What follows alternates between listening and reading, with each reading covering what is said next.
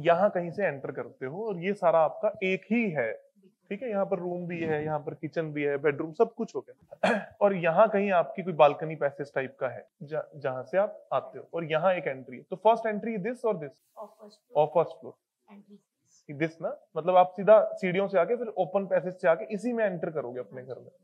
Fair enough है, तो इसका हमारा कोई पर ये पैसेज और भी लोगों के द्वारा इस्तेमाल में आता है। हाँ, अब ये जो रूम है वो है आप ही का, लेकिन इसमें अंदर से नहीं आ सकते, और यहाँ पे भी फिर पैसेज होगा ना। यही मैं बोल रहा हूँ कि अगर पैसेज ना होता, है ना, इस केस में इसका तो सेंटर बाय डिफॉल्ट अलग हो गया, क्योंकि ये कनेक्टेड नहीं है अंदर से, तो खत्म हो गया। अब एल शेप का आपने सेंटर लेना 90% टाइम। हाँ जी, और अगर आप उसको कनेक्ट करोगे इल बी अ सी शेप, और इस सी शेप में अगर सेंटर बाहर आएगा तो वो प्रॉब्लम क्रिएट करेगा now, because it is open to sky.